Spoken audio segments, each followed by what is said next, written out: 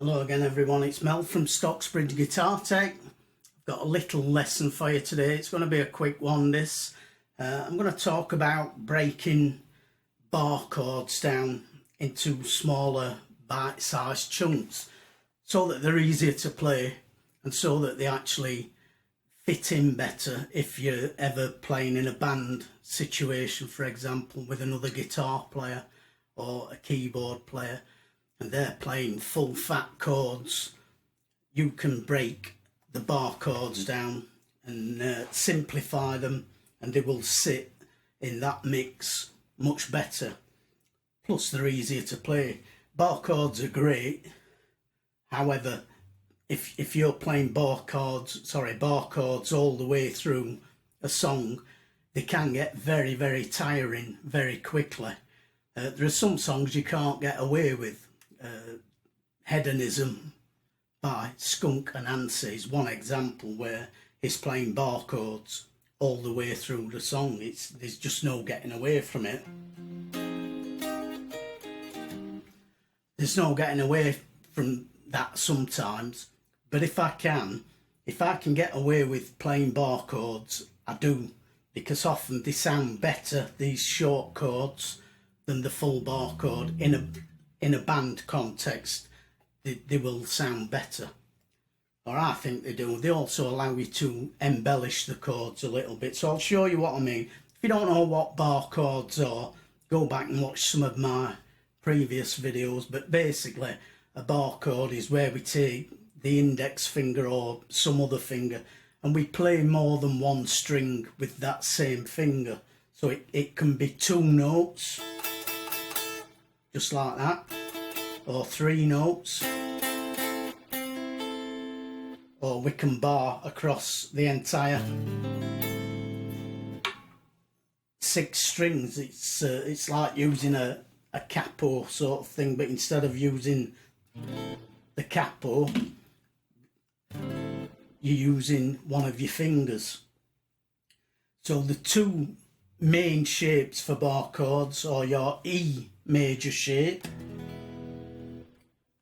which would be like this, and then we use this finger to bar across all 6 strings, so that would be an A major.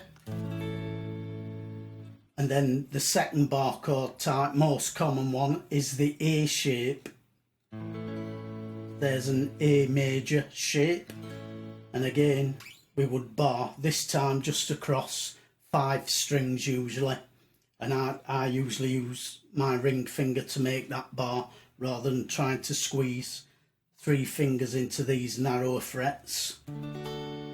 But there's the full chord, and you do have to apply a bit of pressure with these chords, which is why they can get very tiring on the wrist. So instead of playing that C bar chord like that, I would simply forget the index finger and move that up and just play strings 2, 3 and 4, and I've still got a 3-note C major triad there, just a different inversion. So we've got a 5th, the root, and then the major 3rd. So we've still got a C chord.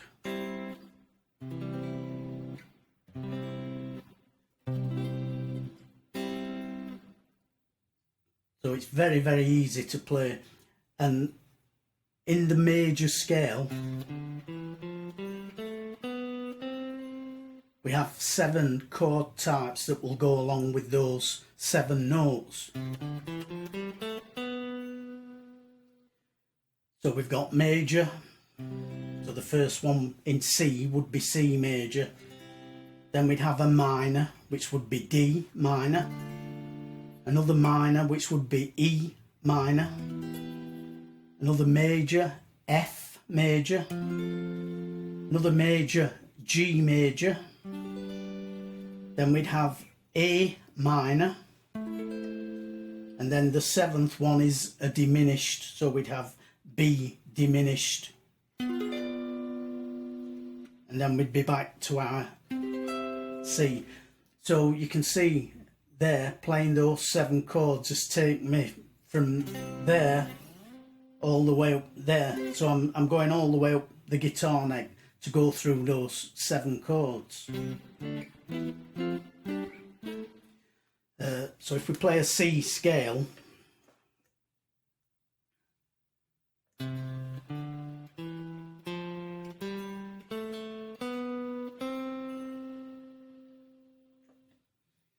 so we've got a C scale, and now if I play the chords, I can use these short forms, and I can get all of those 7 chords just on strings 2, 3 and 4, and I'm only going to be moving my hand from there to there really, rather than all the way up there.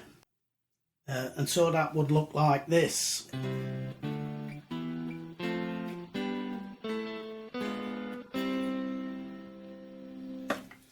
What I'm playing there is the C 1 chord, the D minor 2 chord, which is like an A minor shape down there but moved up. Just playing all these on strings 2, 3 and 4. E minor, the 3rd chord. Then for F, I'm going back to the 5th fret, making a little mini bar here, but you can also just play it like that if you wanted to, with those 3 fingers like that, but I like to make a bar like that. So that's an F. G, just move that shape up, that would be chord number 5. A minor, which would look like that, that's actually an A power chord rather than a minor, but we can add the minor with the 2nd finger on the top string if we wanted to. And then finally the diminished chord would be like a D shape but moved down a set of strings, so on strings 2, 3 and 4, and played there at fret number 6. Then that would take us back to C. So we've got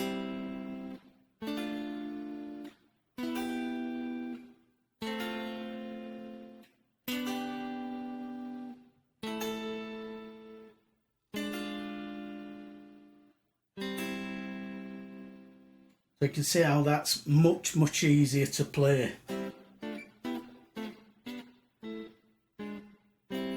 Than, sorry.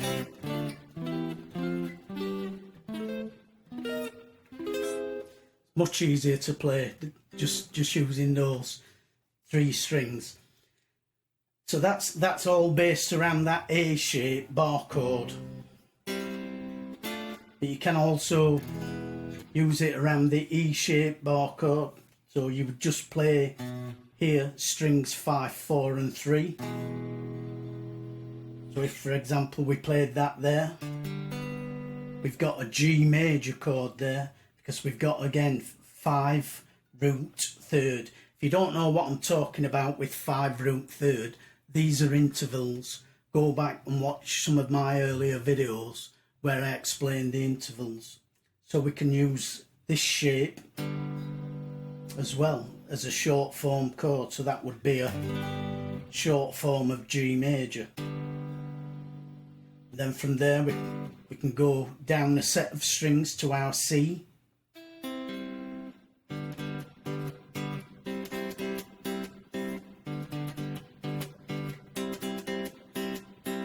Go up till we've got the 5, D.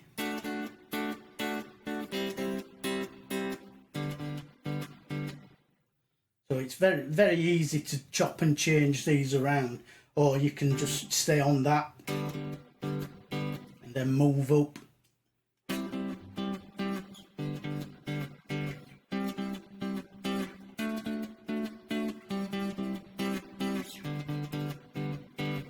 And of course you can play the other chords. I'll let you figure those out for yourself, but you can play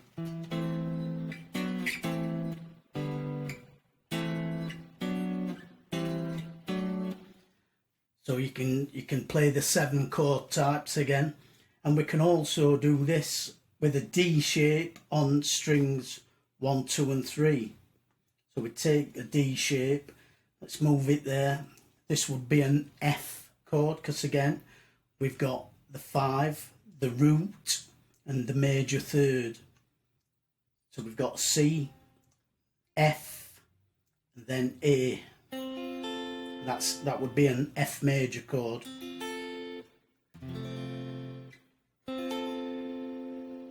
And again, we can just stay on those 3 strings and play.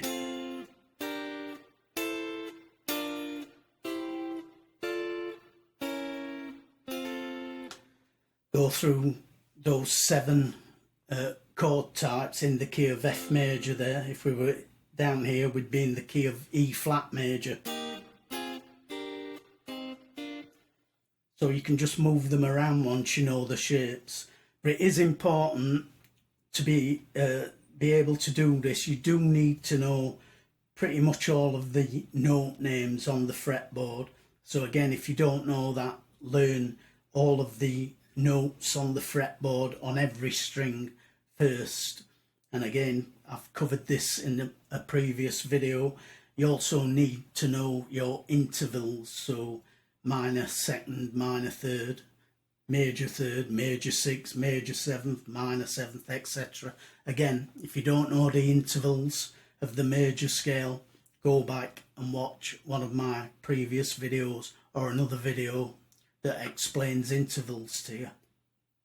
But you do need to know that stuff, the intervals and the notes on the fretboard. But these little chord shapes, they're really, really useful. I'll just give you a quick brief example. Let's say we had something like a guitar player and he's playing in F. He's playing in a F minor. So he's playing all these bar chords down here. So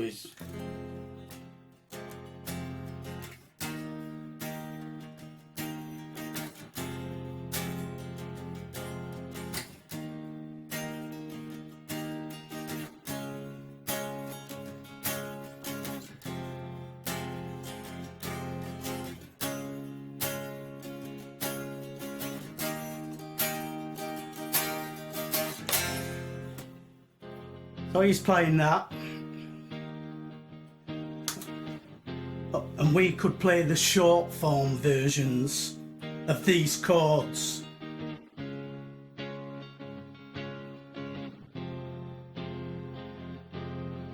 I'm just thinking of something to play.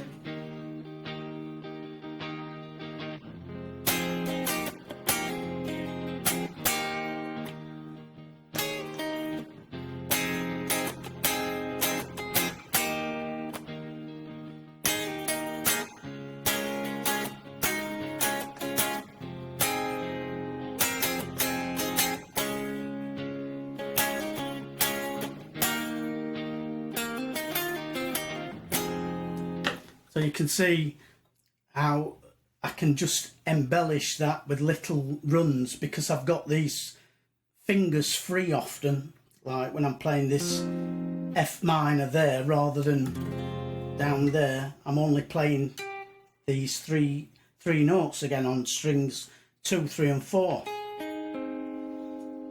And if I release those 2 fingers, I've got my E flat. And I can do, while that F minor is playing, I can be going.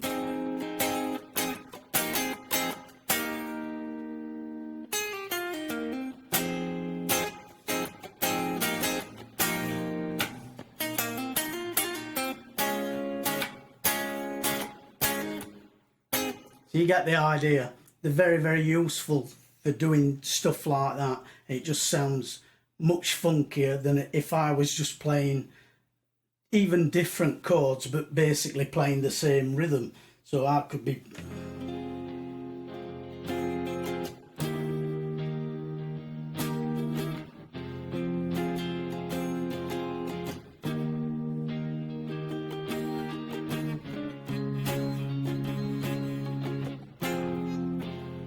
obviously that sounds a bit dull and boring, and it sounds much better with that. little chord with the embellishments in there. So that's how we use them, or that's how I use them in a band setting. If the other guitar is playing bog standard open chords or bar chords, I'll then put these little fills in using these shorter form chords. So they're very easy once you get into them, but as I said, you do need to know your intervals. You need to know the major scale intervals. You need to know the major scale, and you need to know all of the notes on your fretboard. So make sure you learn all of those things first. But anyway, great little trick this to have in your bag. Just so much easier on the hand and wrist when you're playing a long set, for example, so that you're not straining your wrist by playing bar chords all the time. These are very useful to know, especially on, I really like the ones on strings 2, 3 and 4, but I do use the others as well on strings 1, 2 and 3, and sometimes on strings 3, 4 and 5 I will use those. But anyway, that's all I've got for you today. I said it was going to be a quickie. As ever, thanks for watching. Have a great day. I'm sorry this video's a bit late this week as well, by the way. Been really busy this week. Probably be the same next week, but I will try and get another video out for you next Friday, and we should be back to normal. But that's all from me today, so bye for now and have a great day. Thanks for watching the Stocksbridge Guitar Tech channel. Thanks for taking an interest. If you do like these videos, please remember to subscribe to the channel. That really helps me out. And if you do subscribe, always remember to click the little bell notification so that you get notified when I upload a new video. Thanks again for watching and have a great day.